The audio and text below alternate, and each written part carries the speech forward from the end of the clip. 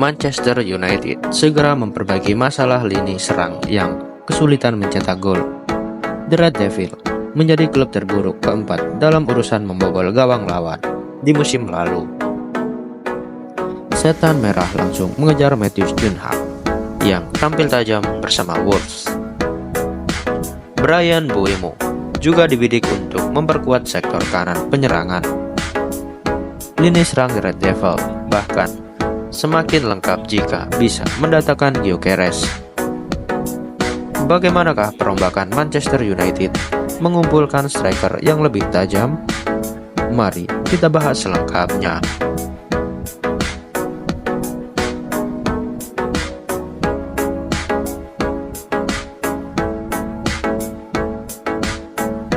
Performa hancur-hancuran akibat striker yang tak bisa mencetak gol. Manchester United menutup kampanye musim 2024-2025 dengan catatan buruk di lini serang. Pasukan Ruben Amorim hanya mampu mencetak 44 gol di Liga Inggris.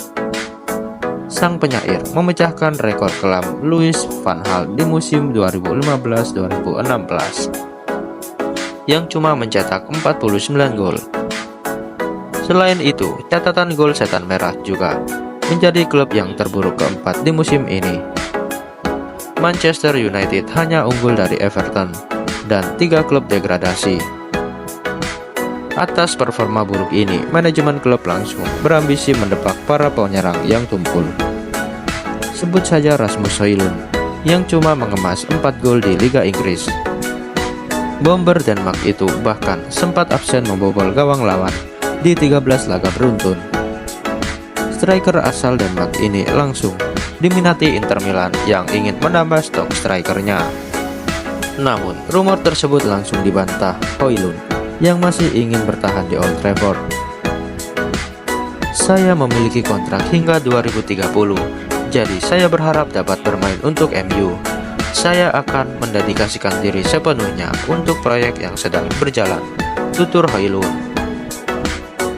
Alejandro Garnacho juga dipastikan akan hengkang setelah berselisih dengan Amorim. Leverkusen, Chelsea, dan Al Nassr dikabarkan siap menampung pemain asal Argentina ini. Penyerang bermasalah lainnya seperti Jadon Sancho, Marcus Rashford, dan juga Anthony juga dikabarkan akan dilego oleh Manchester United. Langsung kejar deretan penyerang yang lebih gacor. Rekor lini serang Manchester United yang sangat memalukan membuat manajemen mengejar deretan penyerang baru. Namun, Matheus Cunha berhasil menjadi sosok pertama yang datang ke Old Trafford. Striker Wolves ini dinilai mampu merevolusi buruknya lini serang Setan Merah. Pasalnya, Cunha berhasil tampil gacor dengan torehan 15 gol dan 6 assist di Premier League. Padahal sang pemain cuma punya statistik angka harapan gol sebesar 8,45. Belum lagi kehadiran penyerang asal Brasil itu sangat cocok dengan skema Ruben Amorim. Cunha terbiasa bermain dengan formasi 3-4-2-1 di Wolves, asuhan Victor Pereira. Di musim ini sang pemain sering tampil sebagai gelandang serang kiri. Di posisi ini Cunha punya kreativitas untuk membantu Wolves mencetak gol. Pemain 26 tahun ini juga bisa diandalkan untuk membongkar rapatnya pertahanan lawan. Sang pemain lihai mendribel bola hingga membuat pressing musuh kocar-kacir. Meski begitu, Cunha malah diragukan oleh legenda The Red Devil.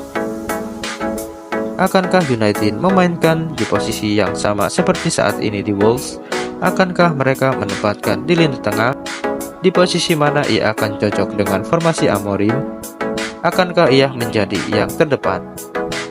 Saya rasa tidak, ujar Gordon Strachan. Setelah mendatangkan Cunha, Manchester United segera membidik sosok Bryan Mbeumo. Upaya Setan Merah mendatangkan penyerang Brentford ini langsung mendapat respon positif. Mbeumo menolak tawaran dari Arsenal dan Newcastle United demi berseragam Setan Merah. Padahal kedua klub tersebut berhasil finish jauh di atas Manchester United. Mbeumo bahkan menambah daya getor di sisi kanan penyerang setan merah. Pemain asal Kamerun ini berhasil mencetak 2 gol untuk Brentford di musim lalu. Dirinya bakal diandalkan untuk berduet dengan Cunha di posisi gelandang serang. Kehadiran Mbeumo juga membuat Bruno Fernandes bisa fokus mengatur tempo lini tengah. Selain gacor saat menyerang, pemain 25 tahun ini bisa membuat pressing setan merah semakin ganas. Pasalnya, Mbeumo rajin menekan lawan ketika timnya kehilangan bola. Keseriusan Mbeumo untuk berseragam setan merah malah dikecam Ben Foster. Ex Manchester United ini menyarankan Mbeumo untuk pindah ke Tottenham Hotspur. Jika Anda ingin menjadi bagian dari sesuatu yang mungkin akan membuat Anda menjadi pemain sepak bola yang lebih baik, maka pergilah ke Hotspur bersama Thomas Frank. Ruben Amorim juga masih mencari ujung tombak tajam setelah gagal merekrut Liam Delap. Ex pemain Ipswich Town ini lebih memilih hengkang ke Chelsea. Alhasil, Amorim mulai membidik Victor Gyökeres untuk ujung tombak baru Manchester United.